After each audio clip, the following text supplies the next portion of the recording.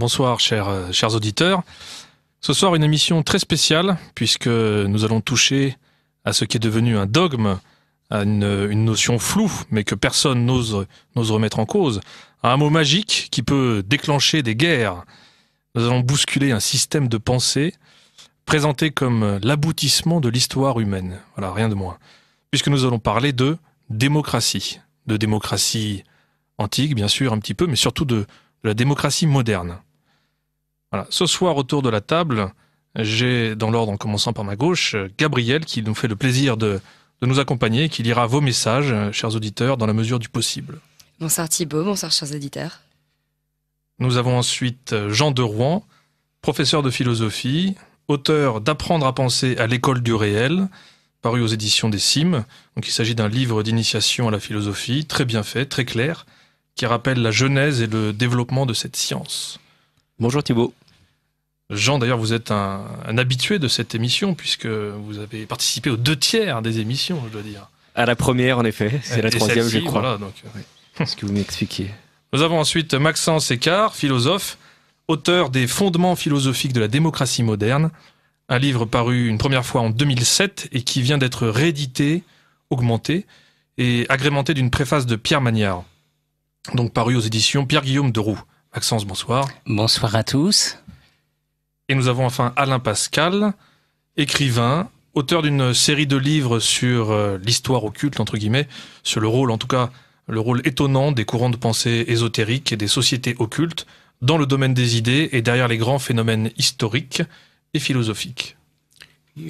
Amis de la résistance, bonsoir. Je reprends cette formule de Serge de Beketch. On doit toujours rendre hommage et malheureusement elle est d'actualité puisque dans notre France, fille aînée de l'Église, un prêtre a été assassiné il y a déjà quelque temps, mais je ne peux pas ne pas en parler ce soir parce que maintenant la France est le pays hélas des droits de l'homme, mais apparemment les prêtres ne doivent pas être considérés comme les autres. Et cet homme de Dieu a été un martyr.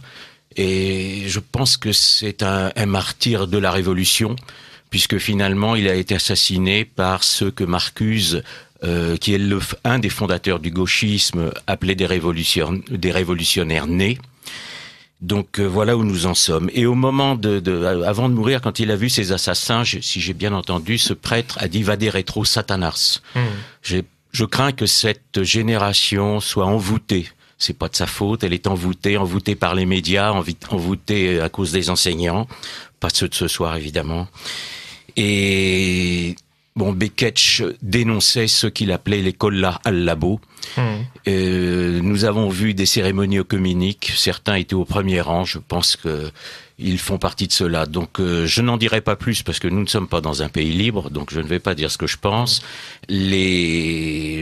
Mes livres contiennent parfois certaines réponses aux questions qui peuvent se poser, mais simplement dire que l'histoire reprend ses droits petit à petit, qu'on ne peut pas rester dans l'utopie et que les coupables seront jugés. C'est ça que je veux dire ce soir, que la justice passera, la justice des hommes et sûrement la justice de Dieu. Oui, ça c'est certain. Nous aurons l'occasion au cours de cette émission de faire des liens, de créer des liens entre l'actualité, notamment l'actualité tragique que nous connaissons ces derniers mois, et le sujet de ce soir, donc la démocratie. Alors, cette émission s'articule autour d'un ouvrage, et c'est un livre que j'allais présenter comme fondamental, mais ça va de soi vu son titre, Les fondements philosophiques de la démocratie moderne. En tout cas, un livre essentiel. Je n'exagère pas, un livre essentiel pour quiconque s'intéresse à la politique et en particulier à la philosophie politique. Voilà. C'est clairement un livre de référence dans le domaine philosophique. Il s'agit d'une enquête rigoureuse et passionnante, une enquête très riche et qui propose une analyse aussi complète que profonde, voilà, sur cette question de la démocratie. Le tout est solidement étayé par de multiples références aux grands auteurs. Voilà. Donc Maxence Écart, vous êtes l'auteur de ce livre qui était, si je ne me trompe pas, au départ une thèse. Oui, c'était une thèse en fait. Universitaire.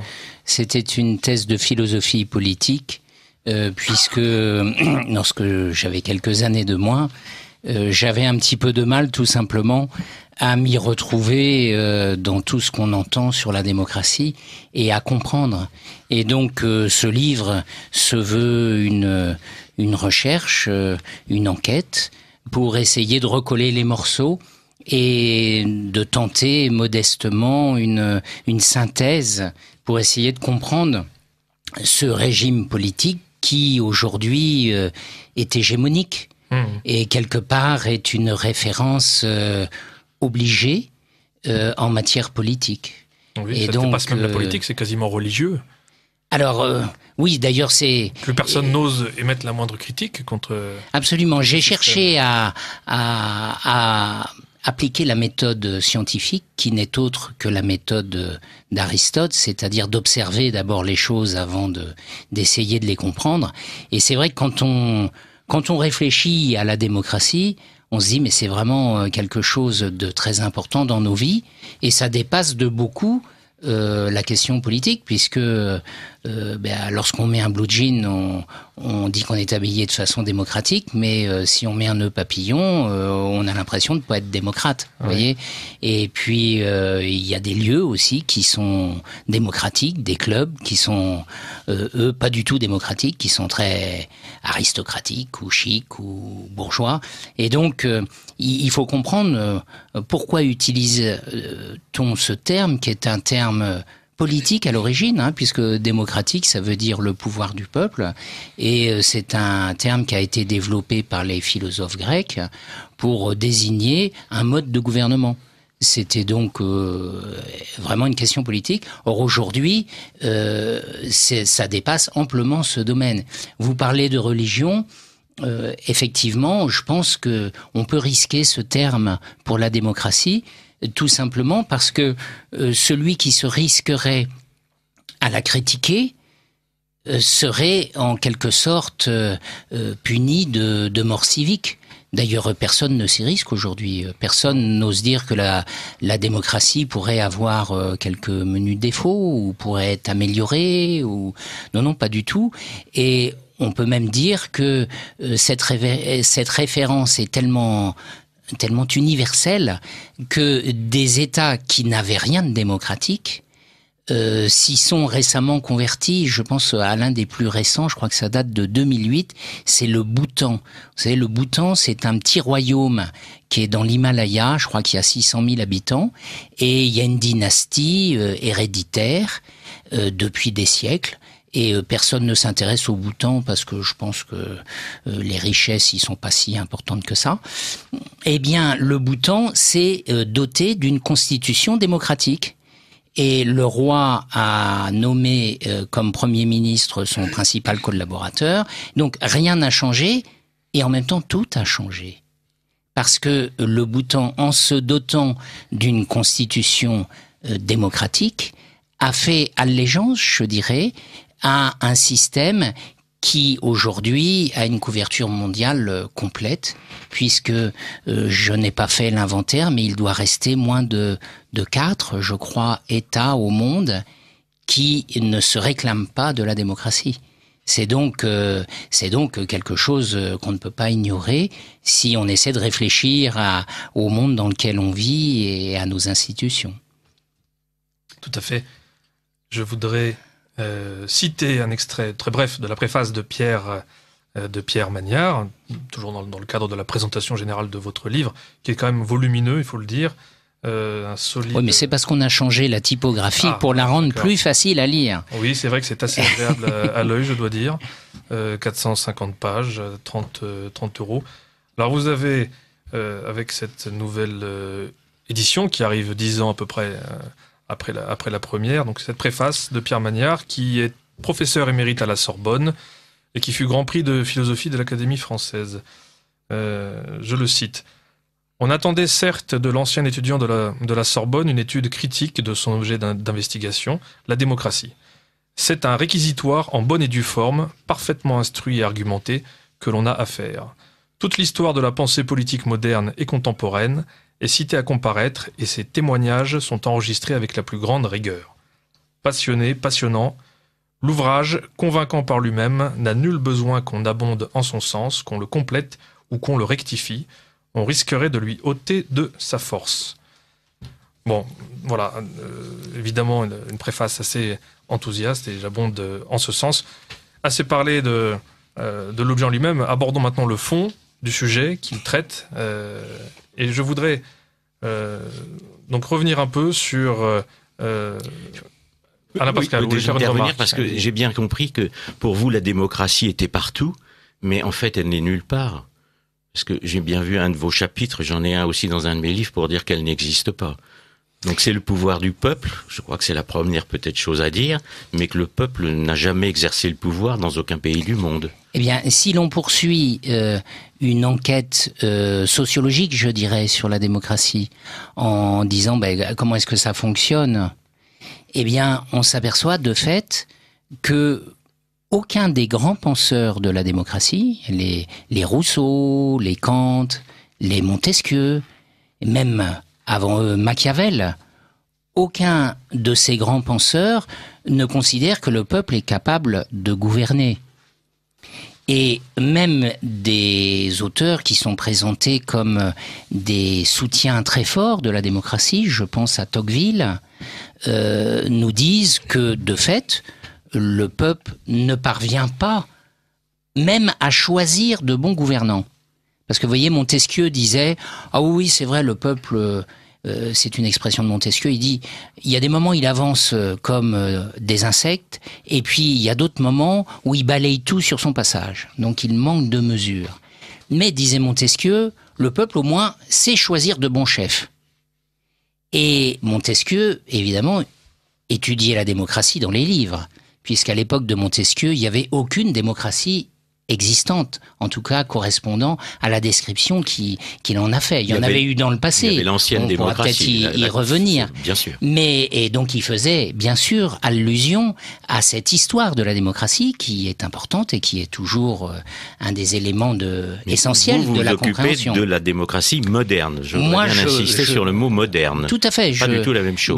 Moi, justement, nous allons parler. Pardon. Nous allons comparer ce système. Je m'occupe du monde dans lequel on vit. Mais donc, Montesquieu disait, il choisit des bons gouvernants. Eh bien, Tocqueville, qui lui connaissait la démocratie, puisqu'il a étudié la démocratie en Amérique, qui est une des premières démocraties.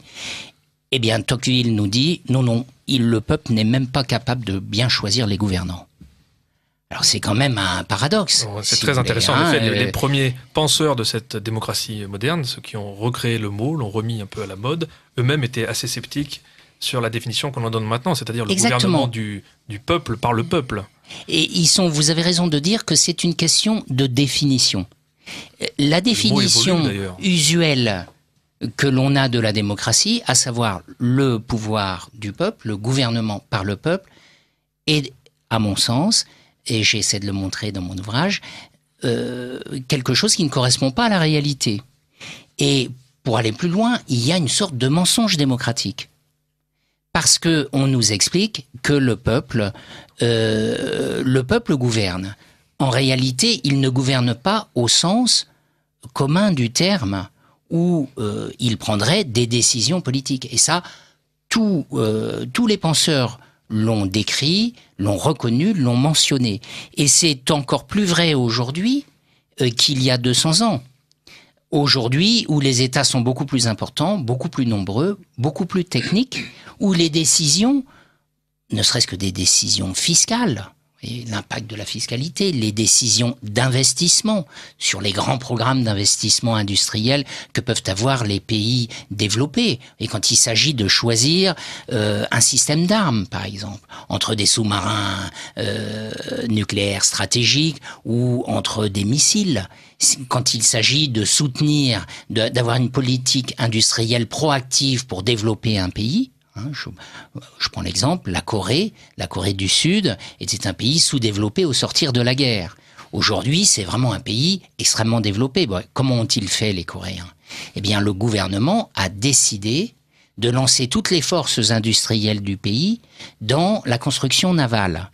Et c'est devenu un des premiers constructeurs de bateaux au monde. C'est une décision politique au départ. Eh bien, cette décision, ce choix, d'orienter toute une population pour une production donnée, ce qui était le cas pour un pays relativement petit, modeste comme la Corée, eh bien, ces décisions-là, c'est le travail de nos gouvernants. Il est évident que vous et moi, enfin je pense surtout à moi, on est bien incapables de définir une stratégie et de prendre les décisions les plus opportunes dans ce genre de choses. En fait, nos gouvernants eux-mêmes, je crois qu'on peut le dire sans leur porter ombrage, s'appuient sur des experts, sur des techniciens qui vont leur donner des conseils. Et donc, lorsqu'on nous dit « Ah non, mais la démocratie, c'est le peuple qui gouverne », quelque part, ça n'est pas vrai. Alors, toute mon enquête, toute ma recherche consiste à dire « Mais alors, qu'est-ce que ça veut dire ?» Parce que tous ceux qui reconnaissent que le peuple ne gouverne pas sont pourtant de grands démocrates. Plus ou moins, ça dépend des époques, ça dépend, on pourra peut-être y revenir. Mais aujourd'hui, toutes nos élites qui, chaque jour, récitent leur credo démocratique, sont intimement convaincus que le peuple est incapable de gouverner. Et c'est d'ailleurs pour ça qu'elles qui font partie de l'élite, elles savent ce qu'il faut faire. Voyez ? Et donc c'est ce paradoxe qu'il convient d'expliquer.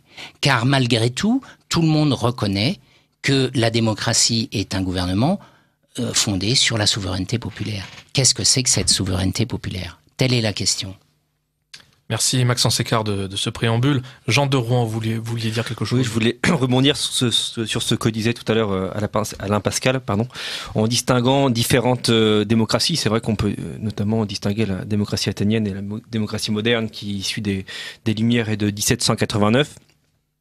C'est vrai que je pense que la question au point de départ d'un point de vue purement philosophique, c'est aussi, le point de départ, c'est on peut constater quand même que la question du régime politique en tant que tel est contingente. C'est-à-dire que, vous savez, on dit souvent, il y a une règle du discernement qui dit qu'il ne faut pas absolutiser ce qui est relatif et il ne faut pas relativiser ce qui est absolu. La question du gouvernement en tant que tel est contingente, c'est-à-dire qu'elle est relative au bien commun. Elle est un moyen, elle n'est pas une fin. Jean Housset dit dans Les Fondements de la Cité en parlant des abeilles, qu'elles sont toutes soumises aveuglément à l'empire d'une même constitution. Et il distingue en effet les animaux des hommes, en disant que, en remarquant, en observant, de manière très empirique, que les hommes peuvent, au contraire des animaux, agir en effet sur l'organisation de la société dans laquelle ils évoluent, qui peuvent en modifier les lois et les structures. Donc il y a ici en fait, ce que la nature impose à la bête, elle le propose à l'homme, et effectivement il revient à l'homme de le réaliser librement. C'est-à-dire qu'il y a ici toute la part de la contingence humaine, du libre arbitre.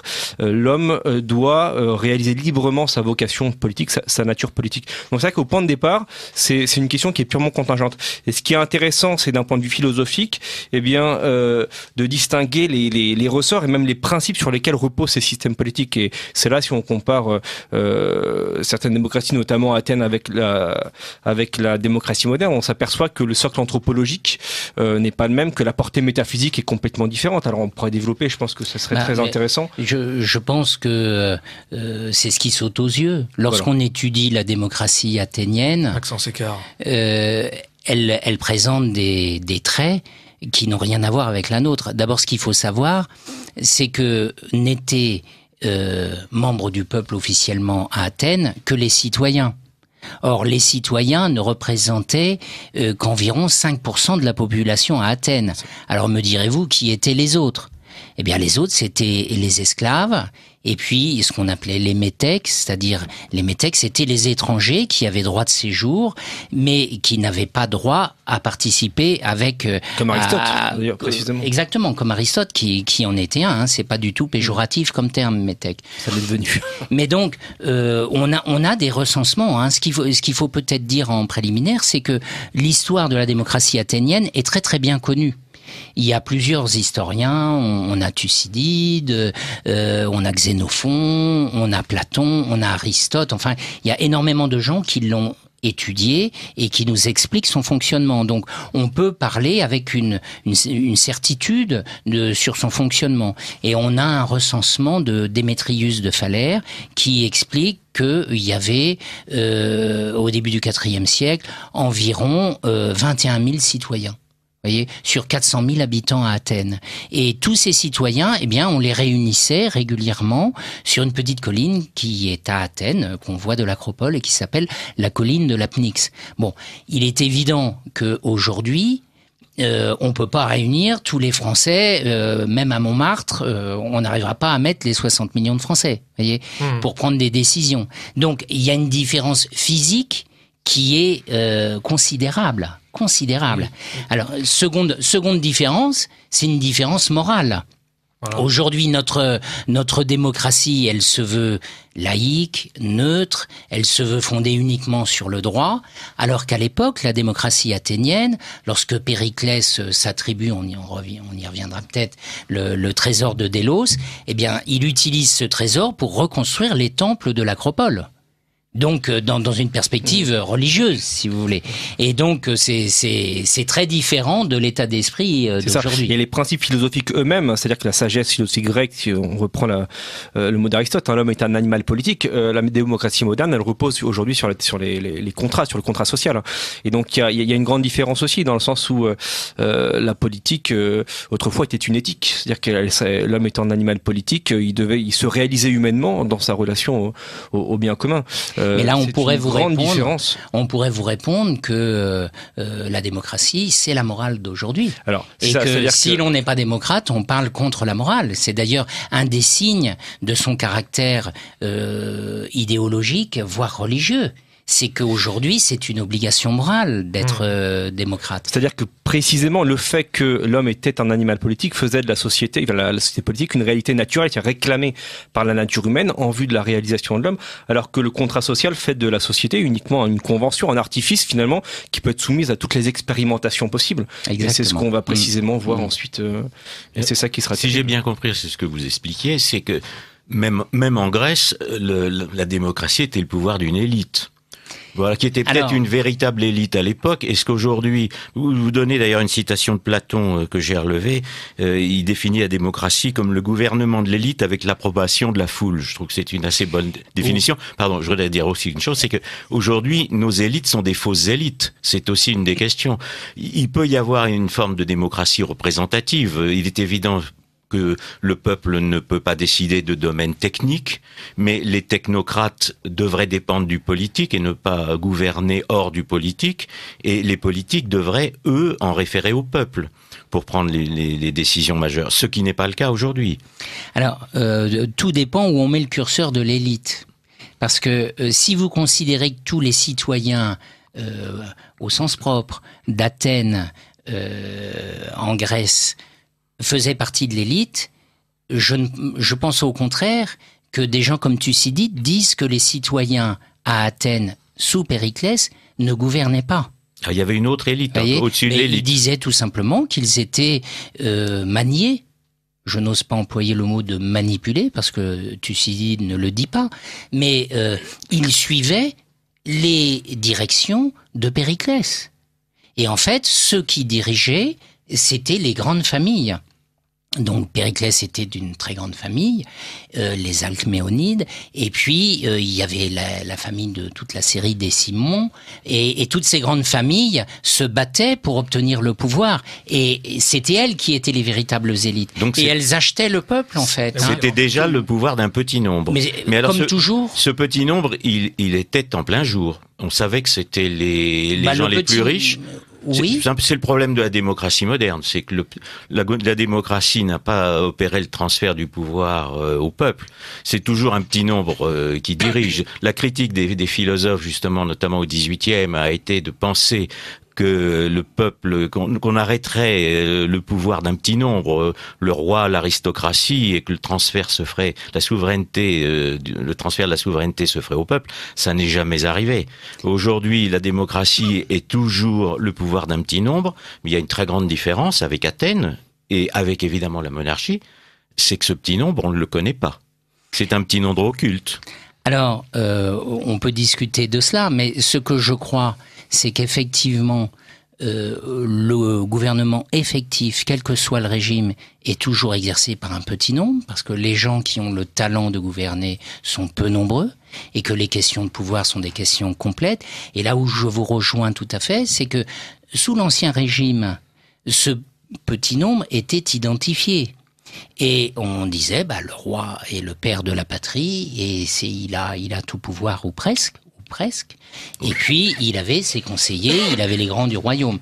Aujourd'hui, et c'est là où je crois vraiment qu'on peut parler d'un mensonge démocratique, aujourd'hui, on nous explique que le petit nombre qui gouverne n'est que le représentant, et que le véritable souverain, c'est le peuple. Alors qu'on sait, pour en faire partie, que nous avons très peu d'impact sur le gouvernement de nos sociétés.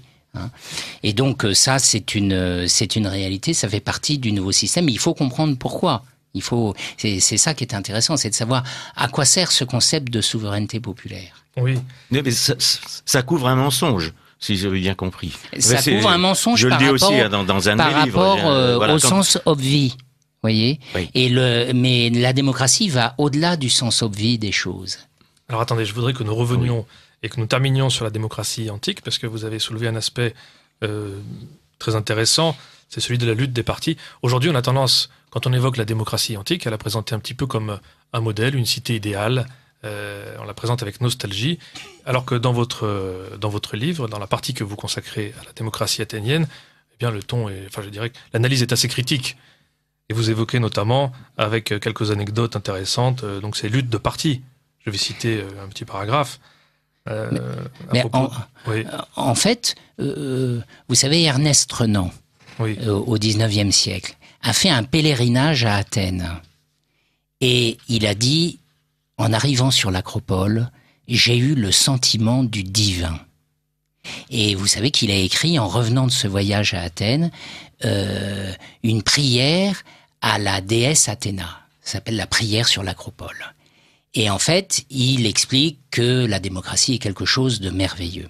En réalité, cet enthousiasme pour la démocratie s'est développé au XIXe siècle, mais n'existait pas autrefois. Pourquoi ? Quand je dis autrefois, c'est-à-dire avant la Révolution française. Les premiers enthousiastes pour la démocratie athénienne, c'est Robespierre et le marquis de Sade. Ce sont des personnages recommandables. Des références. Mais les penseurs, même considérés aujourd'hui comme les pères fondateurs de la démocratie, considéraient qu'Athènes, ça marchait très mal. C'est notamment le cas de Rousseau. Rousseau préférait Sparte. Alors, autre personnage très recommandable qui avait placé ses enfants à l'assistance publique. Voilà. Il faut quand même dire qui sont ces gens. Oui, des assassins et des... Alors, ce que je dis dans la petite histoire de la démocratie athénienne que je donne dans l'ouvrage, c'est que la démocratie, ça a été très court sur le plan historique. Ça a duré vraiment, alors on peut discuter du début. Et donc là, les spécialistes, les historiens disent quand est-ce que ça a commencé, les premières lois, est-ce que c'était Dracon, est-ce que c'était Solon, est-ce que c'était Clisthène, bon. Mais enfin, la grande période de la démocratie athénienne, ça a duré quoi, un siècle et demi? Et ça s'est très mal passé, il faut bien dire les choses. Ouais. Ça s'est très mal fini. Et ensuite, on n'en a plus entendu parler. Alors, il y a eu d'autres démocraties dans d'autres cités grecques. Il y a eu une république à Rome, mais qui n'a pas duré très longtemps non plus. Et puis ensuite, c'est passé dans les oubliettes de la philosophie politique, parce que tout le monde considérait que c'était un système pas très facile à mettre en œuvre et qui fonctionnait pas très bien. Alors, en résumé, parce que c'est peut-être pas l'essentiel de notre émission, mais si on doit dire deux mots sur ce qui s'est passé à Athènes, d'abord, ce qu'il faut comprendre, c'est que la démocratie a fonctionné pour des raisons qui lui sont étrangères. Qu'est-ce que je veux dire par là ? Athènes était une démocratie. En fait, après une période de dégénérescence du pouvoir aristocratique, quelques grandes familles et des représentants se sont appuyés sur le peuple tout simplement pour prendre le pouvoir. Et donc ça, c'est la démocratie au temps de Thémistocle, si vous voulez. Mais le grand sujet à Athènes à cette époque-là, c'était la menace des Perses et de Xerxès. Or, Thémistocle, je le cite à dessein, donc il est élu archonte en 483, et Thémistocle était un homme très intelligent, et à l'époque, Athènes était très riche. Pourquoi Athènes était-elle riche ? pour une raison qui n'a rien à voir avec la démocratie, c'est qu'on avait découvert des mines d'argent dans un massif montagneux qui est pas loin d'Athènes et qui s'appelle le Laurion. Et donc, il y avait 20 000 esclaves, donc autant que de citoyens, qui exploitaient ces mines d'argent. Et Athènes s'est trouvée avec en caisse une centaine de talents d'argent. Je crois que le talent, c'est une mesure, ça fait plus de 30 kilos, si vous voulez. Et Thémistocle, qui était un homme avisé, voyant la menace des Perses, tout le monde savait que les Perses allaient venir envahir la Grèce, parce que Darius avait été défait à la bataille de Marathon une petite vingtaine d'années auparavant. Eh bien, Thémistocle a donné un talent à chacune des grandes familles pour construire un navire de guerre, ce qu'on appelait une trière. Et donc Athènes s'est trouvée à la tête de la flotte de guerre la plus importante du monde grec. Lorsque Xerxès a envahi la Grèce par le nord, par la Turquie actuelle, et qu'il est arrivé, il a tout ravagé sur son passage, mais en même temps il arrivait par la mer, avec une flotte que l'on estime à 800 trières. Et la flotte grecque, qui regroupait la flotte de toutes les cités grecques, était moitié moins importante, environ 400 trières. Et plus de la moitié de cette flotte était athénienne. Et donc, Thémistocle, qui était donc un homme très malin, a attiré la flotte perse dans le détroit de Salamine et a vaincu la flotte perse. À partir de ce moment-là, ça a été un tournant dans la guerre contre les Perses, et Athènes est devenue la puissance militaire dominante du monde grec. À partir de ce moment-là, toutes les petites cités qui étaient dispersées autour de la mer Égée ont dit à Athènes « défendez-nous ». Et donc, on a calculé un tribut, ce qu'on appelait le phoros, qui a été calculé par un dénommé Aristide le Juste, et Athènes percevait le tribut. Il y avait donc, c'est ce qu'on a appelé la Ligue de Délos et ce qu'on a appelé l'hégémone. Et donc Athènes s'est trouvée à la tête de la flotte militaire la plus importante. Elle a mis la main sur le trésor, donc à la tête de beaucoup d'argent, ce qui lui a permis de reconstruire à la fois l'acropole et ensuite le port du Pirée, qui était un port international. Comme Athènes est au centre du monde grec physiquement, sur le plan géopolitique, elle s'est beaucoup développée. Et c'est ça qui a fait la fortune d'Athènes, et c'est ça qui a fait la fortune de la démocratie. S'il n'y avait pas eu cette guerre des Perses, s'il n'y avait pas eu l'intelligence de Thémistocle, s'il n'y avait pas eu les mines d'argent du Laurion, nous n'aurions jamais entendu parler de la démocratie. Et donc la démocratie, qu'est-ce qui s'est passé ? Il s'est passé ce qui se passe aujourd'hui dans nos sociétés. Le budget de l'État s'est trouvé bien garni, et donc Périclès et d'autres avant lui et d'autres après lui ont acheté la paix sociale. Comment l'ont-ils fait ? Eh bien, il y avait un tribunal, qui était une sorte de tribunal populaire, qui se réunissait à peu près tous les jours, ou très fréquemment, et tous les citoyens pouvaient y participer. Eh bien, il a multiplié par 3 l'indemnité des citoyens qui participaient à ces jugements. Et en fait, les gens en vivaient. Et donc, en réalité, il a, à la belle époque, à Athènes, il y avait 20 000 fonctionnaires. Vous voyez, 20 000 fonctionnaires pour une société de 400 000 habitants. Bon, aujourd'hui, ça nous choque pas, mais dans le reste de l'histoire des hommes, c'était quelque chose de considérable. Et donc, en fait, Périclès a acheté la paix sociale avec de l'argent. Et puis, comme le gouvernement du peuple, c'est quand même quelque chose de pas facile, eh bien, ils ont pris des mauvaises décisions. Ils sont devenus de plus en plus totalitaires parce que les cités renâclaient à payer le phoros. Et donc, finalement, il s'est fait une contre-ligue autour de Sparte, avec Corinthe et avec Mégare, en disant, les Athéniens, on les aime bien, mais ils commencent à être un peu lourds. Et donc, il y a eu cette fameuse guerre du Péloponnèse, qu'on connaît dans le détail, et qui a été gagnée par les Spartiates, après un siège d'Athènes terrible, enfin tout ça c'est une autre histoire, mais donc, et puis après ça a été la fin de la démocratie athénienne. Alors, après la victoire de Sparte sur Athènes, les Lacédémoniens, donc les Spartiates, on leur a dit, toutes les autres cités, c'est un détail intéressant que nous rapporte Thucydide, on dit, il faut raser Athènes. Vous savez, pour vous détendre, je vais vous raconter l'anecdote de la Vénus de Milo. Vous connaissez la Vénus de Milo? Très belle statue. Eh bien, savez-vous que Milo, en fait, c'est une petite île dans les Cyclades, qui est entre Athènes et Sparte.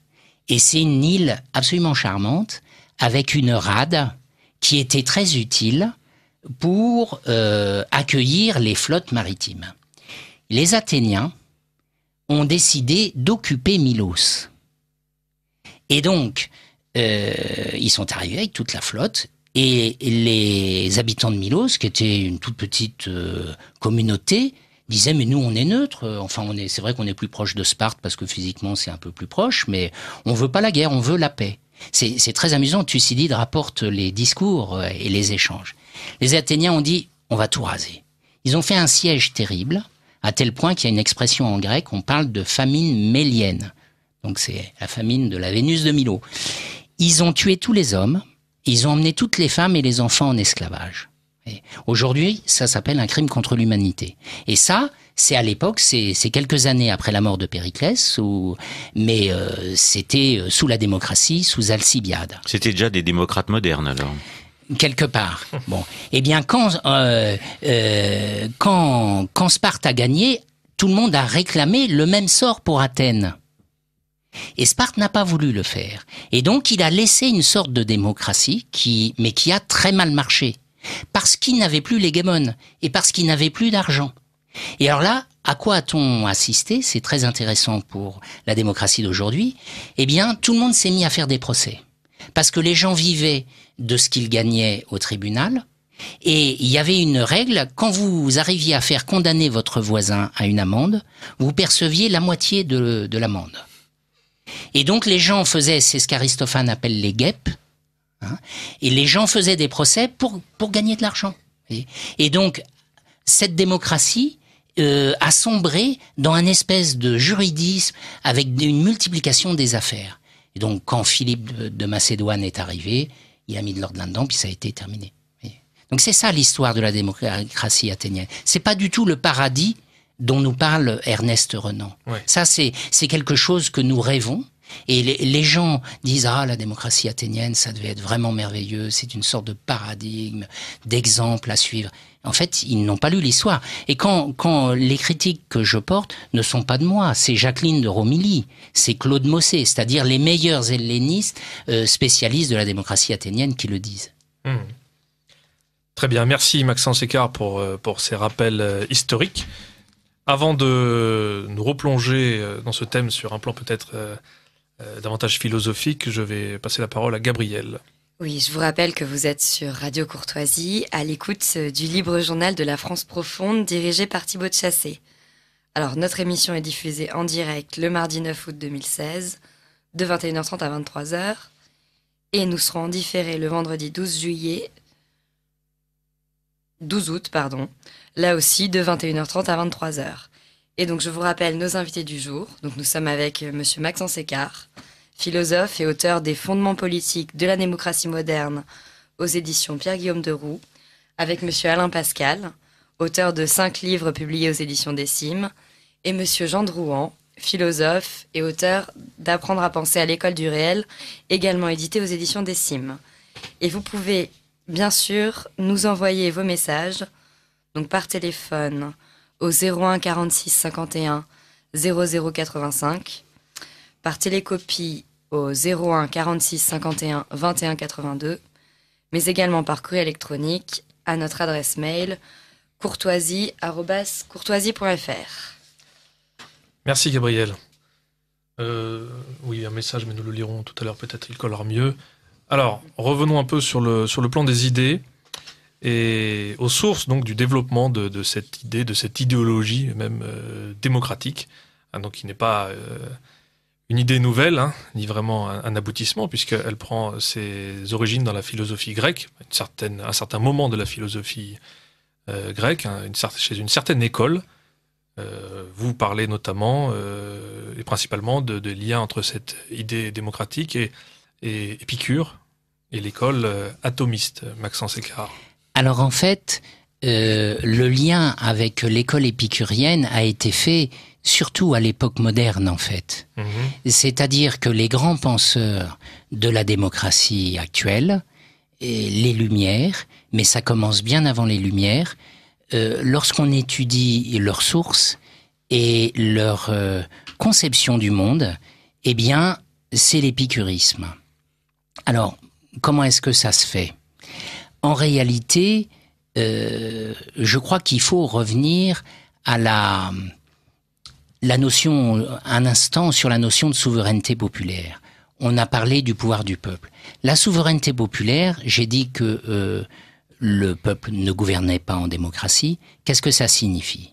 Ça signifie que le peuple se donne à lui-même ses lois. Et ça signifie qu'il ne reçoit pas de lois d'ailleurs.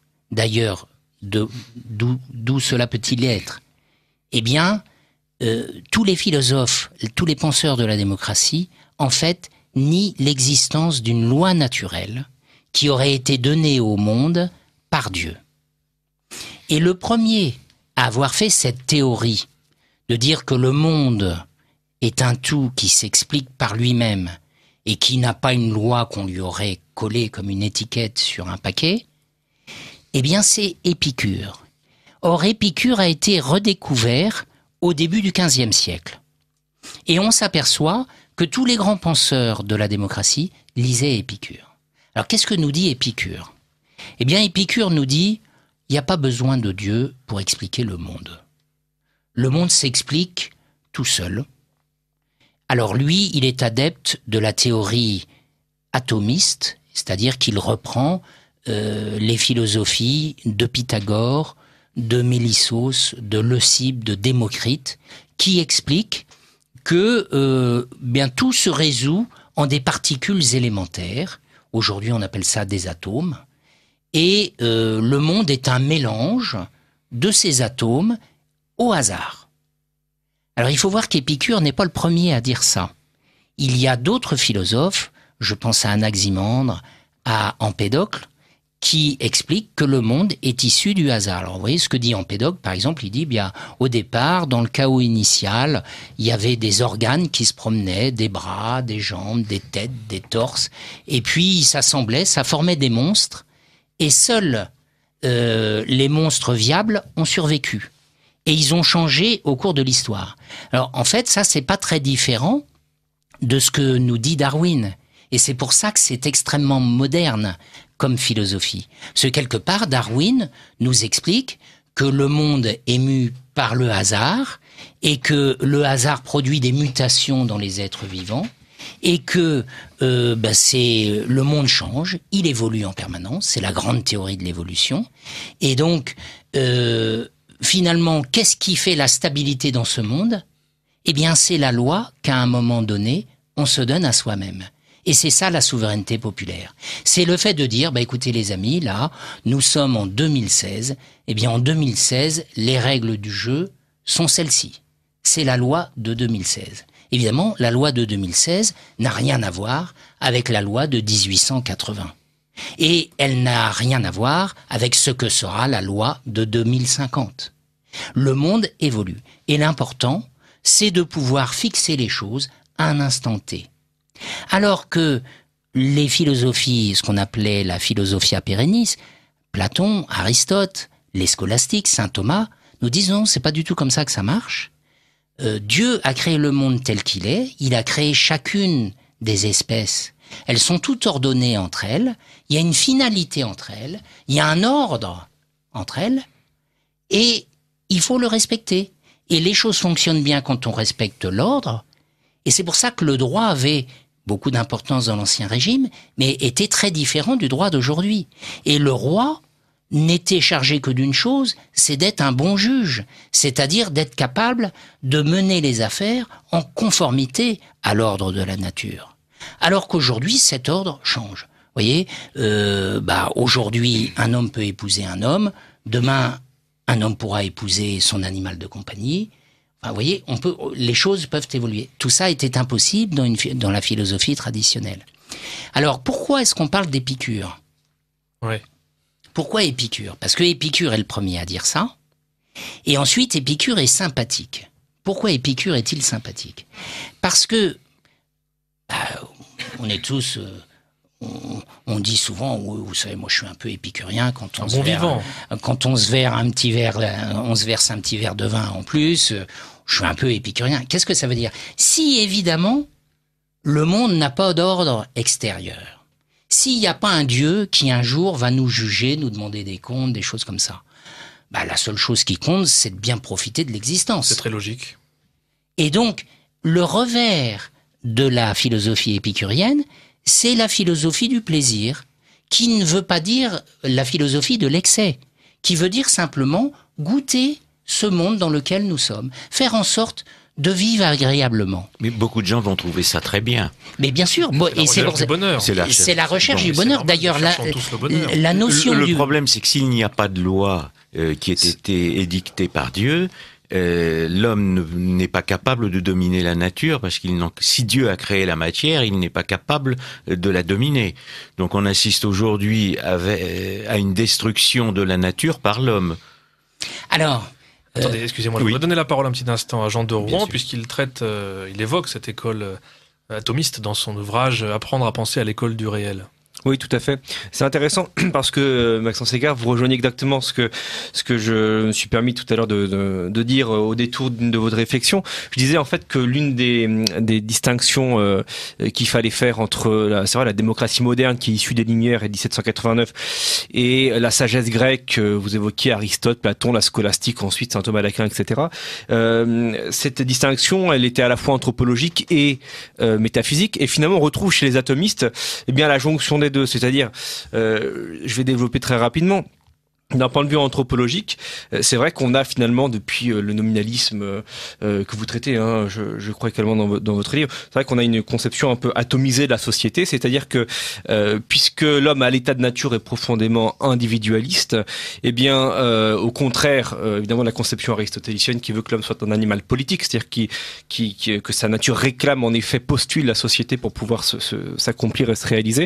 À partir du moment où on pense au contraire que l'homme est profondément individualiste par nature, il va falloir inventer la société, pour en l'occurrence se mettre sous la protection du droit et donner une garantie juridique à nos existences, pour éviter que, notamment chez Hobbes, l'homme est un loup pour l'homme, que les hommes s'exterminent entre eux. Finalement, ce qui est intéressant, c'est que c'est l'avènement du contrat social, mais pas chez Rousseau, mais chez Hobbes en l'occurrence. C'est vrai que même une société n'est jamais qu'une addition d'individus, et c'est une grande différence qu'on peut faire avec la philosophie plus classique, dans le sens où on ne peut pas faire de social avec de l'individuel. Et si on est à l'école d'Aristote, le fondement de la société, ça peut pas être l'individu, précisément. C'est la famille qui est un embryon de société. Au contraire, chez Hobbes, en effet, le fondement de la société, finalement, c'est le citoyen. Donc il y a vraiment déjà cet atomisme, on le voit, parce que l'anthropologie n'est pas la même. L'homme est profondément individualiste à l'état de nature chez les modernes, alors que c'est un animal social chez les anciens. Et d'un point de vue métaphysique, évidemment, vous l'évoquiez, comme le dit Rousseau, la loi est l'expression de la volonté générale. Ça veut dire finalement que il n'y a pas que la vérité procède en fait de l'addition arithmétique des suffrages, que le nombre fait la vérité, comme on dit communément, et c'est nier finalement un ordre supérieur, en effet, un ordre métaphysique, une loi naturelle, mais pas à l'image des modernes, de Grotius, etc., mais un ordre naturel qui s'adosse justement à un ordre métaphysique, qui est beaucoup plus profond.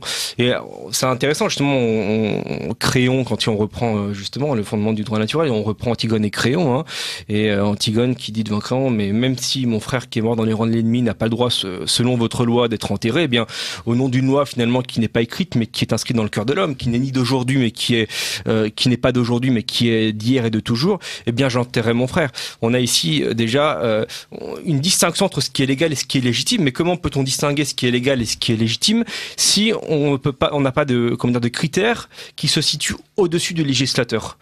Alors, c'est ça qui est très intéressant. Je vais tout à fait dans votre sens. De même que Épicure et aujourd'hui Darwin nous expliquent que le monde physique, les corps, sont composés d'atomes qui évolue dans l'histoire de l'univers, eh bien, les philosophes les plus récents, je pense à Teilhard de Chardin, nous expliquent, et avant lui, Kant, le grand Kant, Emmanuel Kant, nous explique que l'évolution des hommes n'est plus dans la matière. Elle est désormais dans la société. Et c'est la société qui va être le lieu de l'évolution des hommes. Et donc la comparaison avec l'atomisme est tout à fait pertinente. La démocratie, ne reconnaissant pas de loi naturelle, ne reconnaît pas ce que Aristote appelait les communautés naturelles. La famille, le village, la nation, tout ça doit disparaître. Que reste-t-il des individus ? Rousseau nous dit « l'homme est un tout parfait et solitaire ». C'est-à-dire les individus, je crois que l'image est de Hobbes, les individus sont comme des grains de sable. La société, c'est un tas de sable, où les hommes sont les uns à côté des autres.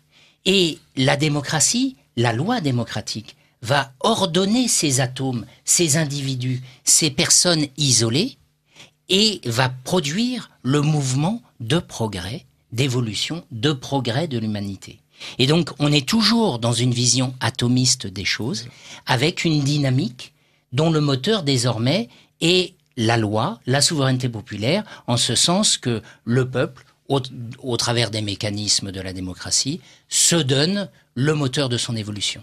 Alors souvent on oppose, et sans doute pas de manière très opportune, Hobbes à Rousseau, parce qu'effectivement chez Rousseau il y a une distinction, une différence, c'est que à l'état social il y a comme une mutation ontologique de l'homme, de l'individu qui devient finalement social alors qu'il était profondément individualiste. Mais c'est vrai qu'en réalité c'est l'homme nouveau en fait qui fait ses premiers pas, c'est-à-dire il faut inventer un homme nouveau, et donc finalement il faut un homme qui soit en effet capable de vivre en société. Mais l'anthropologie au départ, elle est la même que chez Hobbes, c'est-à-dire que l'homme en effet n'est pas un animal politique et il n'est tributaire d'aucune métaphysique, d'aucun ordre supérieur. Il se donne à lui-même sa propre loi, puisque c'est comme chez Rousseau qu'on retrouve en effet cette idée de la volonté générale. L'homme ne devient un animal, ne devient social qu'à partir du moment où il appartient à la volonté générale. S'il ne veut pas se reconnaître dans la volonté générale, à ce moment-là, eh bien, il n'est pas homme. Absolument. Parce que l'homme n'est homme que quand il est libre, nous dit Rousseau, donc quand il appartient à la volonté générale. Et c'est comme ça que les révolutionnaires ont pu justement justifier le génocide des Vendéens, c'est précisément en ne leur reconnaissant pas cette humanité, parce qu'ils refusaient, d'être régénérés par le contrat social et de passer justement parce que précisément à la société. Refuser le contrat social revient à refuser le progrès de l'espèce humaine, le progrès de l'humanité. Et c'est pour ça, d'ailleurs, ça a été un des paradoxes qui ont le plus gêné les penseurs du contrat social, c'est qu'un contrat, par définition, c'est synalagmatique. On fait un accord entre nous, on devrait pouvoir en sortir. Or, nous savons tous que nous naissons dans cet état démocratique. Personne nous a demandé est-ce que vous pouvez signer en bas de la feuille pour signer le contrat social. On ne l'a jamais signé. Et tous disent, presque tous, Rousseau a des pages un peu plus ambiguës là-dessus, mais grosso modo, ils disent on peut pas sortir du contrat social. Et si vous voulez sortir du contrat social, il faudrait une réserve où on pourrait aller. Et il y en a pas. Et si vous n'adhérez pas au contrat social, on vous fera toujours payer vos impôts. Même si vous n'allez pas voter, vous devrez payer vos impôts. Voyez ? Est-ce que cette idée de contrat social ne s'est pas renouvelée sous la domination de pactes républicains ? C'est exactement la même chose. C'est le même concept. C'est le même concept. Les mots changent. Et c'est d'ailleurs une des grandes difficultés de la philosophie, le changement de sens des mots. Donc, le modeste travail des philosophes que nous sommes consiste à faire l'histoire du sens des mots. Mais la réalité, c'est bien celle-là. Le pacte républicain, le contrat social, c'est la même chose. Donc, on voit bien que ce système démocratique est le système de l'idéologie du progrès. Voilà, fondamentalement. C'est même un retour, je terminerai juste là-dessus, au péché originel, parce que précisément, c'est nié, puisque finalement la loi est l'expression de la volonté générale, c'est-à-dire que finalement, c'est le bien et le mal est déterminé par la volonté humaine, en général en l'occurrence. Eh bien, c'est récuser l'existence d'une échelle objective des valeurs, d'une hiérarchie des valeurs. C'est nier finalement que l'objectivité du bien et du mal. C'est faire de l'homme. Vous serez comme des dieux, vous déciderez, vous connaîtrez le bien et le mal. mal, mais le mot connaître dans le sens biblique est à prendre au sens très fort. Vous déciderez ce qui est bien et ce qui est mal. D'ailleurs, ce qui est très intéressant, c'est que Hobbes, justement, dont vous parlez, a écrit un livre qui s'appelle Léviathan. Le Léviathan, vous en parlez dans votre livre. Absolument, oui. Et il faut savoir que Hobbes, qui est donc un des théoriciens de la démocratie moderne, a été un complice, parce qu'il n'y a pas d'autre mot, de Cromwell. Quand Cromwell renverse les Stuarts, il assassine tout le monde, et il assassine spécialement les catholiques. Il réduit en cendres l'Irlande catholique, il réduit le peuple en esclavage, il tue une grande partie de la population.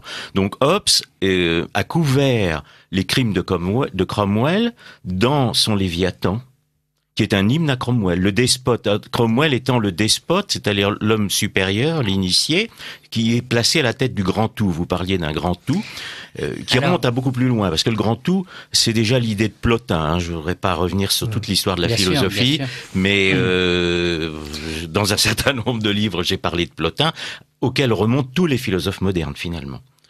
Alors, pour revenir sur le Léviathan, parce que c'est quand même un terme qui est caractéristique, effectivement, Hobbes est considéré comme l'un des plus grands penseurs de la République et du contrat social. Au-delà de l'histoire que vous avez rappelée tout à fait justement. Il y a l'histoire des idées, mais il y a aussi ce que font les philosophes. C'est-à-dire que quand un philosophe s'engage, il faut voir de quel côté il s'engage. Alors, il s'avère que tous ceux qui ont conçu la démocratie moderne se sont engagés violemment dans la lutte anticatholique.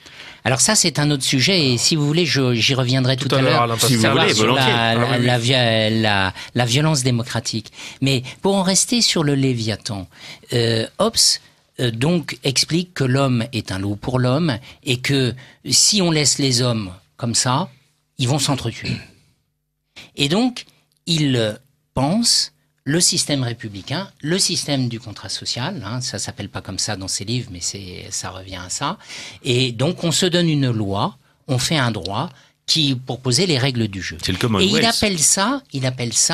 il appelle son livre, son principal ouvrage, qui a été écrit en France, comme vous le savez, il bénéficiait d'une pension de Louis XIV, il était exilé en France, et donc il appelle ça le Léviathan. Alors vous savez que le Léviathan, c'est quand même pas n'importe quoi. Le Léviathan, c'est un animal biblique et qui représente le diable. Dans il est cité, je crois, 8 ou 9 fois dans la Bible hébraïque. Il est cité un peu moins dans la Vulgate parce qu'on l'appelle souvent le Draco, mais ça représente, Léviathan, ça veut dire en hébreu, paraît-il, quelque chose qui se roule en spirale. Serpent. Le serpent. Le monstre marin, comme on l'appelle aussi. Et donc on l'a appelé le monstre marin. Voilà. Bon. Alors pourquoi est-ce que Hobbes utilise ce titre ? Eh bien, parce que le Léviathan était considéré comme l'animal le plus fort, le plus puissant qui existe. Or, dit-il, pour empêcher la guerre des hommes entre eux, il faut que l'État soit le plus fort possible. Et donc, il prône, Hobbes, une démocratie, une république extrêmement forte. Et à l'époque, on ne parlait pas encore de démocratie, et donc, lui, il parle d'une monarchie absolue. Et c'est pour ça que Louis XIV lui donnait une pension, et que ensuite, Cromwell, parce que quelque part, il faisait la théorie d'une monarchie très forte, oui, alors là, très je vais vous puissante. contredire tout de suite, parce que Boswell a absolument contredit. Le despotisme n'est pas la monarchie. Non, mais j'entends bien. Mais ce que je veux dire, le despotisme est démocratique, parce que le despote est à la tête du peuple réuni dans le grand tout, alors que le monarque de Bossuet, c'est le monarque de droit divin. Il est le représentant de Dieu sur terre. C'est pas du tout la même légitimité chez Hobbes, politique. où il n'y a pas de métaphysique, en fait, le pouvoir absolu de l'individu à l'état de nature est transposé, en fait, à la société politique dans le contrat social, et si bien que en vue de la sécurité, effectivement, parce que homo homini lupus, l'homme est un loup pour l'homme, en vue justement d'apporter la sécurité aux hommes, chaque individu abandonne à un tiers, qui est l'État justement, le pouvoir absolu qu'il a à l'état de nature. Et donc si bien que l'État, parce que Hobbes est un héritier de Machiavel, l'État a un pouvoir absolu qui ne s'adosse à aucun droit supérieur qui limiterait justement son efficience. Donc on a vraiment affaire à un pouvoir arbitraire. Au-delà de l'interprétation d'Hobbes versus d'autres philosophes et tout, aujourd'hui, ce qui est important, il me semble, dans la philosophie d'Hobbes, et que reprennent tous les démocrates contemporains, c'est pas l'histoire de Cromwell, c'est pas l'histoire de la monarchie absolue, c'est simplement qu'il explique que l'État doit être fort. Or, vous parliez de la violence démocratique. Eh bien, pourquoi la démocratie actuelle doit-elle être forte? Parce que précisément, elle s'est étendue. Parce qu'elle réunit des éléments de plus en plus différents, de plus en plus divers. Voyez, aujourd'hui, nous avons en France un état d'urgence. Pourquoi avons-nous un état d'urgence? Parce qu'on nous explique que le pacte républicain réunit des gens qui, s'ils n'existaient pas, se battraient entre eux. C'est pour éviter la guerre civile. Et donc, en 2016, nous avons un État beaucoup plus policier qu'en 1950. Pourquoi? Tout simplement parce que la démocratie, je parle de la France, est beaucoup plus hétérogène. Le peuple est beaucoup plus hétérogène qu'il ne l'était en 1950. Et donc, il est normal que l'État soit beaucoup plus fort. Mais la force démocratique va encore plus loin. Tous les penseurs de la démocratie, je pense à Rousseau, je pense à Kant, je pense à Hegel, ont tous dit que la démocratie arriverait par la violence. Parce que pour sortir du despotisme, on ne peut pas sortir pacifiquement du despotisme. Il faut quelque part faire tomber les despotes. Et donc il faut faire tomber Saddam Hussein pour rendre l'Irak à la souveraineté populaire. Et donc pour ça, il faut faire la guerre. Voilà, les États-Unis ont particulièrement mis en exercice, en application cette doctrine. Et c'est très explicite d'ailleurs, hein, vous voyez. Et j'allais dire pas que les États-Unis. Enfin, Nicolas Sarkozy, la campagne en Libye, qu'a menée la France. L'objectif, c'était quand même de renverser un tyran, un despote. C'était l'objectif au nom de la démocratie. Il y avait peut-être aussi des intérêts occultes. Moi, je connais pas les intérêts occultes, voilà, mais officiellement, dans en tout cas, c'était pour ça. Voyez. Et donc, aujourd'hui, où la démocratie devient planétaire, où les communautés sont de plus en plus mélangées, où les communautés naturelles s'étiolent, disparaissent, sont détruites. Oui. On voit bien que non seulement les familles sont détruites, mais les nations sont, pour beaucoup, c'est difficile de tuer. Quand je dis détruites, c'est qu'elles ne s'auto-détruisent pas. On les détruit, on les assassine. Mais c'est difficile de tuer une nation. Hein. C'est vivace. C'est presque fait. Non, elle a une mémoire. Ça n'est pas fait. Et on a vu ressusciter des nations. Hein. On le souhaite. Donc, c'est possible tant que le socle, le substrat est là, la matière. Tant que la matière est là. C'est pour ça que le cosmopolitisme et le métissage généralisé qui en résultent sont des menaces mortelles comme on en a rarement affronté. Tout à fait. Écart pour les auditeurs de Radio Courtoisie. Mais tout à fait. C'est tout à fait exact. C'est-à-dire que pour toutes ces communautés naturelles, elles sont attaquées de toutes parts. Mais ce qu'il faut bien comprendre, c'est que c'est logique avec la philosophie du progrès des Lumières. Hegel nous dit il faut nier, il faut détruire les choses pour qu'elles puissent se reconstruire. Et le mouvement appelle le mouvement. La contradiction est bonne pour Hegel. Et donc, il faut détruire ces communautés naturelles qui sont étriquées, qui sont étroites, qui sont limitées, pour aller vers un monde plus ouvert. En tout cas, c'est le discours que l'on nous tient. Oui, voyez. Ces communautés naturelles n'ont pas été décidées, décrétées par les hommes. Donc par les hommes. Illégitimes elles de ne ce sont point pas de vue. le fruit d'une volonté. Voilà, donc elles sont illégitimes de ce point de vue matérialiste. Et de la même manière, en effet, que le contrat social était issu justement de la volonté de l'homme, la société doit également se concevoir avec la raison. Donc en fait, on retrouve les abstractions philosophiques de 1789, hein, les abstractions, vous savez, la liberté, l'égalité, des valeurs qui sont universelles, donc qui finalement on a substitué à la métaphysique traditionnelle au décalogue des droits de l'homme. Hein. On a une autre métaphysique. Et finalement, là, ces valeurs qui sont universelles pourraient être communes à toutes les sociétés, mais pour autant, elles ne sont pas singulièrement française. Et on a évidemment, donc c'est ce que disait Charette, hein, pour eux la patrie elle est dans la tête et nous l'avons sous les pieds. En fait, on a l'abstraction sans l'incarnation, on a l'idée sans le réel. En fait, on a l'essence sans l'existence. Hein. On est dans un monde complètement abstrait et désincarné. Et ça devrait rappeler la querelle des universaux justement, c'est-à-dire que cette humanité, on peut la concevoir, mais elle n'existe pas en dehors des différences et des individus. Ce que disait Joseph de Maistre. Je sais qu'il y a des Anglais, des Français, je sais même pas Montesquieu qui a des Perses, mais l'être humain, de bonne foi, je ne l'ai jamais rencontré. Hein. L'être humain, il n'existe qu'à travers... Enfin, on est tous rattachés à la planète par des structures d'enracinement, d'appartenance, à travers lesquelles on est constitué héritier, débiteur. Hein. Et ça, aujourd'hui, on a évidemment trop tendance à l'oublier. Le cosmopolitisme est la sanction de l'individualisme de la Renaissance.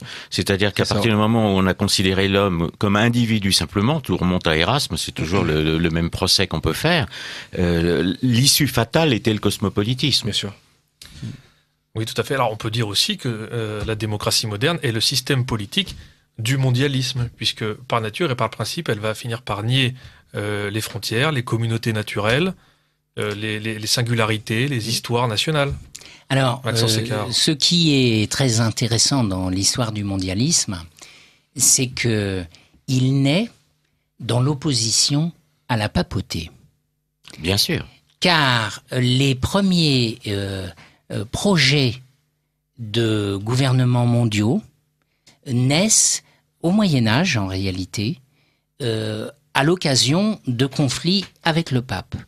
Le premier projet est celui de Pierre Dubois, qui était un légiste de Coutances, de Philippe le Bel, qui était en conflit avec Boniface VIII, et qui avait donc imaginé de faire une espèce de confédération des royaumes. Et alors ce projet a été repris ensuite par Podiebrad en Hongrie, qui voulait soutenir les Hussites contre le pape. Il y a Marcille de Padoue aussi. Alors Marcille de Padoue, c'est autre chose. C'est le premier théoricien de la souveraineté populaire, mais pas de la Société des Nations. D'accord. Et puis ensuite, vous avez Crucé avec Sully, donc juste après la mort d'Henri IV, qui fait un projet d'État des nations. Et puis ça a été repris évidemment par la philosophie des Lumières, et Kant en a fait tout un ouvrage où et entre les deux par Comenius. Oui, mais il y a tout un tas de penseurs qui ont pensé ça. Mais ce qui est intéressant, c'est qu'en fait, il concevait une société des nations, donc qui serait au-delà du pouvoir, évidemment, de l'Église. Et alors, quel est le lien avec le cosmopolitisme ? Eh bien, le cosmopolitisme, vous avez eu raison de citer Erasme, qui se définit, qui dit, c'est celui qui utilise la fameuse expression « je suis citoyen du monde ». Et on lui demandait d'être citoyen de divers pays parce qu'il était connu et prestigieux. Et il disait non, moi je suis citoyen du monde, je suis de tous les pays et de nulle part. Et en fait, le cosmopolite, c'est quelqu'un qui est indifférent à la question nationale et qui se croit bien membre de l'élite et veut bénéficier du meilleur de partout, en fait, le cosmopolite. Et alors, le cosmopolite, en fait, c'est celui qui promeut le mondialisme. Parce que on est beaucoup plus facilement cosmopolite dans un monde universalisé, mondialisé, uniformisé, que dans des mondes où les nations existent encore. Juste un seul mot pour dire, très rapidement, c'est que cosmopolite, c'est le politique du cosmos, opposé à une autre métaphysique qui est celle de la Bible, d'un dualisme de l'être entre Dieu et l'être créé. Donc, quand vous parliez de métaphysique tout à l'heure, on est dans une métaphysique que vous aussi, dans votre livre, Maxence Écart, vous appelez le monisme, alors que la religion chrétienne prône un dualisme de l'être. Donc, nous sommes dans un problème religieux, dans un problème métaphysique. C'est pas simplement un problème politique. Tout à fait, Alain Pascal. Alors, avant d'y revenir, je voudrais, parce que l'heure tourne et il nous reste malheureusement plus tellement de temps, je voudrais que nous laissions un petit peu la parole aux auditeurs de Radio Courtoisie. Et Gabriel va nous lire quelques messages à la suite, si vous voulez bien, et puis nous répondrons ensuite. Alors, donc, un message que nous avons reçu donc d'un auditeur. Donc, en fin de compte, la démocratie, ce n'est pas démocratique. Il faut se souvenir que l'autorité et la compétence, c'est tout un courtoisement. Et ensuite, un auditeur qui nous envoie une citation de Charles Maurras. « La démocratie est en bas, la monarchie en haut. Qu'en dites-vous » On dit bravo. Nous allons en parler. Un dernier message. Non ? Si, allez-y, puis on verra ce qu'on peut en tirer. Alors, cette émission est remarquable. Le professeur de philosophie est d'une simplicité tout à fait agréable. Tout est limpide. Alors, avant, je n'avais pas du tout Rousseau. Puis j'ai relu ses écrits et ai compris que Rousseau disait qu'il n'était pas possible de déléguer le pouvoir ou la souveraineté du peuple. Rousseau était en fait très pessimiste et d'une certaine manière attaquait l'utopie. Qu'en pensez-vous ? Bon, ça, nous l'avons déjà un petit peu dit. Alors, votre auditeur est très... Ah, c'est une auditrice. Votre auditrice est très cultivée, elle a tout à fait raison. Rousseau explique plusieurs éléments qui vont... D'abord, il dit « La démocratie est un régime trop parfait, c'est un régime pour les dieux, ça ne peut pas fonctionner. » Parce que pour lui, il n'envisage effectivement que la démocratie directe. Pourquoi ? Parce que, comme l'a souligné votre auditrice, il considère que la souveraineté ne peut pas se déléguer et elle ne peut pas se diviser.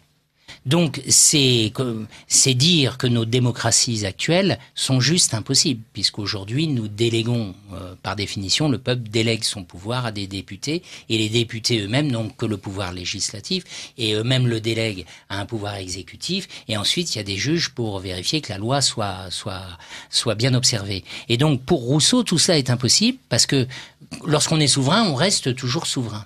Et en fait, l'apport de Rousseau à la théorie démocratique est absolument considérable, mais dès le départ, Rousseau avait vu finalement les contradictions internes de la démocratie. Ce qui est intéressant, en effet, c'est alors certains récupèrent chez ceux qui se réclament encore de la nation à l'heure de la mondialisation, se réclament de Rousseau qui, précisément parce qu'on ne peut pas déléguer le pouvoir, en fait, ne concevait la démocratie qu'à petite échelle, c'est-à-dire ce qu'on appelait les petites patries. Hein. Mais ce qu'il faut peut-être de manière un peu plus, si on en tant que philosophe, de manière un peu plus abstraite, quand même, c'est peut-être comprendre que déjà la logique du contrat social nous arrache à l'histoire et à la géographie. Donc je pense que même si de manière peut-être plus conjoncturelle, il est nécessaire en effet pour ne pas avoir à déléguer la souveraineté n'appliquer la démocratie qu'à petite échelle, il reste que plus philosophiquement tout de même on est déjà dans une logique qui nous arrache à nos communautés d'enracinement. Très bien, messieurs, il nous reste peu de temps et je voudrais aller droit au but sur une question en particulier. Tout le monde connaît l'expression de démocratie chrétienne. Voilà, certains politiciens se présentent comme démocrates chrétiens. Peut-on, selon vous, être démocrate et chrétien, de façon cohérente, bien sûr ? Messieurs, votre avis pour les auditeurs de Radio Courtoisie. Maxence Écart. Alors, la démocratie chrétienne, vaste sujet. D'abord, il faut savoir, on en a dit un mot il y a quelques instants, que le concept de souveraineté populaire est né chez des théologiens, en réalité, mais qui étaient des théologiens, pour certains au moins, déviants. C'est le cas de Marcille de Padoue. Donc Marcille de Padoue, XIIIe siècle, était en fait un franciscain qui s'est exilé à la cour de Louis de Bavière, qui était en guerre avec le pape de l'époque, qui était le pape Jean XXII, si mon souvenir est bon. Et en fait, il y avait un débat sur l'élection de l'empereur du Saint-Empire entre Louis de Bavière et son cousin. Et donc, il a développé une théorie au terme de laquelle l'empereur tenait son pouvoir du peuple et le redistribuait aux évêques et aux princes. Et donc, il ne le tenait pas du pape. Et c'est la première théorie de la souveraineté populaire. Et ce sera repris par le jésuite Suarez, paradoxalement, qui reprend cette théorie dans ses débats avec l'Église anglicane, en fait. L'autorité qui vient d'en bas, c'est une révolution L'autorité complète. qui vient d'en bas. Alors, évidemment, au début du 19e siècle, après la Révolution française, il y a eu tout de suite des chrétiens pour dire oui, mais enfin, il faut bien se réconcilier, il faut trouver une solution, il faut faire quelque chose. Le premier, vous le connaissez, c'est Félicité de Lamennais, et qui appelle à une réunion entre l'Église et la République. Et le pape de l'époque, c'est Grégoire XVI, Mira-Rivos, le condamne en disant c'est impossible. C'est impossible parce que les principes les principes de la démocratie moderne sont tout à fait faux. Et avant Grégoire XVI, vous avez un texte qui est assez peu connu de Pie VI, qui est le bref Quod aliquantum de 1791, et je vous renvoie à cette lecture. Alors, en fait, Pie VI se réfère à Marcille de Padoue et aux luthériens, parce que Marcille de Padoue avait été réédité par les luthériens au moment de la Réforme. Et il explique que la Révolution française, quelque part, ça vient de Marcille de Padoue. Et nous dit Pie-VI, la liberté, l'égalité, ça veut rien dire. Les enfants, quand ils viennent au monde, ne sont ni libres ni égaux. Ils doivent obéir, et on doit tous obéir à la loi de Dieu. Alors, ça va durer comme ça pendant tout le XIXe siècle. Et puis, Léon XIII va faire plusieurs textes qui ont fait beaucoup de débats. Donc, l'encyclique Au milieu des sollicitudes en 1882, et puis ensuite les autres textes, Notre consolation et tout ça. Alors, que dit Léon XIII ? Eh bien, Léon XIII dit: les amis, vous êtes bien battus contre le système républicain, mais aujourd'hui, la République est en place. C'est un pouvoir établi. Et donc, vous devez être soumis au pouvoir établi. Et ça, il faut reconnaître que c'est la leçon de tous les papes. C'est la leçon de Saint-Pierre. Obéissez à vos supérieurs. Et c'est la leçon de tous les papes. Les catholiques, les chrétiens, doivent se soumettre au pouvoir établi. Jusqu'à une certaine limite. Il y a une exception. Il y a une exception si le pouvoir établi lutte contre Dieu. Alors, mieux obéir à Dieu plutôt qu'aux hommes. Je continue. Il dit la seule exception à ça, c'est lorsqu'on enfreint directement la loi divine. Et alors, Léon XIII ne s'arrête pas là, et il dit, en fait, il faut christianiser ce régime et établir la loi de Dieu dans ce régime. Et il dit, il faut être honnête, il faut bien lire les textes, il va plus loin, et il dit, tous les régimes sont neutres en soi. La monarchie, l'aristocratie, la démocratie est neutre en soi. Et en fait, il renvoie à la conception démocratique d'Aristote, en fait. Grande erreur. La question que nous avons, c'est un débat sur les mots. C'est de savoir si on peut réduire la démocratie moderne à la démocratie athénienne.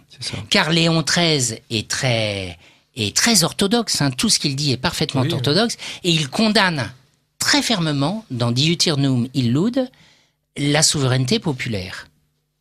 Et ensuite, Saint Pie X, donc le mouvement démocrate chrétien, après ces textes de Léon XIII, va naître, et les démocrates chrétiens vont dire, vous voyez, on est tous démocratiques, on est tous démocrates, et d'ailleurs, l'évangile est démocratique. Le Christ prêche l'égalité entre les hommes. Et il y a le fameux Marc Sangnier, qui a fondé le Sillon, qui commencera à créer un mouvement assez important. Le Sillon, ça a été un mouvement important au début du XXe siècle. Alors, ce mouvement va être stoppé par Saint Pie X pour une seule raison, précisément sur la souveraineté populaire. La lettre sur le Sillon, c'est 1910, condamne explicitement un discours de Marc Sangnier tenu à Rouen en 1907, où il dit « le pouvoir vient d'en bas, le pouvoir vient du peuple ». Et ça, nous dit Saint Pie X, ça n'est pas possible. Alors, après, j'allais dire, la théorie est connue. Qu'est-ce qui s'est passé ? Le mouvement de la démocratie chrétienne, il a surtout fleuri après la guerre, et même pendant la guerre. Et le grand artisan de cela, c'est Maritain. Donc Maritain, pendant la guerre, financé par les Américains, à la demande de René Cassin et du général de Gaulle, Maritain fait un petit ouvrage qui s'appelle « Christianisme et démocratie », dans lequel il explique que la démocratie et l'évangile, c'est la même chose, que les Lumières ne sont anti-chrétiennes qu'en apparence, qu'en fait elles sont issues de la chrétienté. Et il va prôner ça, donc ça va être imprimé sur papier Bible et parachuté dans toute la France. Ça aura fait beaucoup de mal. Pour faire basculer l'opinion du maréchal Pétain vers de Gaulle. Et lui-même a été modérément démocrate à titre personnel, mais surtout tout à fait. Opportuniste. Bon. Et alors il sera nommé par de Gaulle ambassadeur à Rome, il deviendra ami de Paul VI, et il deviendra le philosophe de Vatican II. Et Vatican II, c'est vraiment l'adoption des principes de la démocratie moderne, des principes des Lumières, à l'Église catholique. Et donc cette libéralisme et égalitarisme. Égalitarisme, et puis surtout un espèce de contrat social entre les religions, c'est ce qu'on appelle la liberté religieuse. Et donc, la démocratie chrétienne, j'allais dire, ces états de service, on a un peu de temps après, ils sont quand même pas très brillants, puisqu'aujourd'hui, le christianisme, on le cherche. Oui, en effet, Maxence Écart. Jean de Rouen, vous vouliez dire un mot? Oui, non, c'est un très bon résumé, effectivement, au travers du fil de l'histoire. Finalement, en résumé, oui, je pense que je rebondis sur ce que je disais tout au début, c'est-à-dire que la question du régime politique au point de départ, en effet, elle est purement contingente, puisqu'elle appartient au champ du libre arbitre, comme le notait précisément Maxence Écart, là, en citant Léon XIII. Un régime en tant que tel, il est neutre. Ensuite, ça dépend justement sur quel principe philosophique il est assis. Une démocratie chrétienne, oui, si on reconnaît que l'homme a une nature créée, une nature politique, donc on n'est pas ici dans la logique du contrat social. Si on reconnaît aussi que la loi n'est pas l'expression de la volonté générale, mais qu'elle s'enracine dans un droit supérieur, qui est lui-même adossé à un ordre métaphysique, donc il s'agit ici de la loi naturelle. Autrement dit, donc la vérité ne procède pas de l'addition arithmétique des suffrages.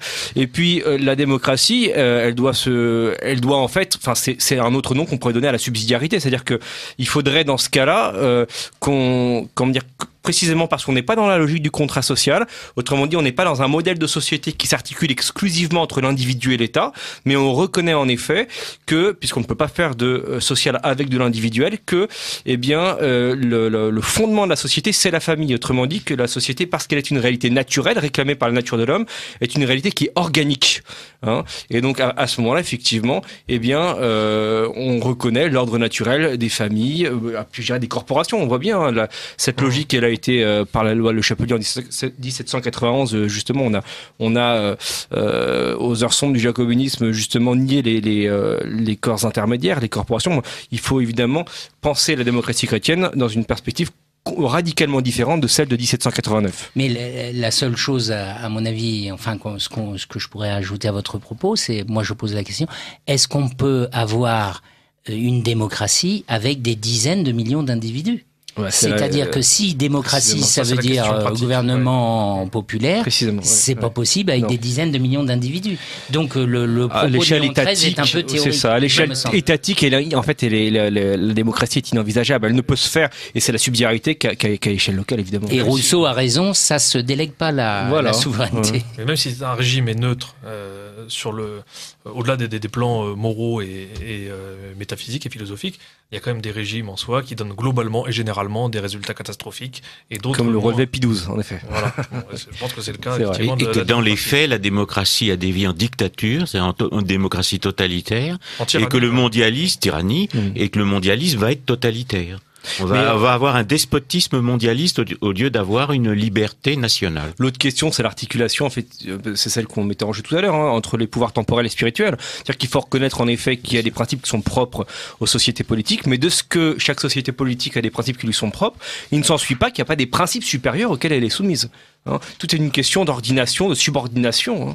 Ici. Enfin, vous avez écrit un excellent livre, Maxence Écart. Je regrette simplement que vous ayez écrit un livre sur quelque chose qui n'existe pas. Écrivez un livre sur Dieu la prochaine fois, au moins, on saura que ça existe. Bon, merci beaucoup, messieurs. L'émission touche à sa fin, malheureusement.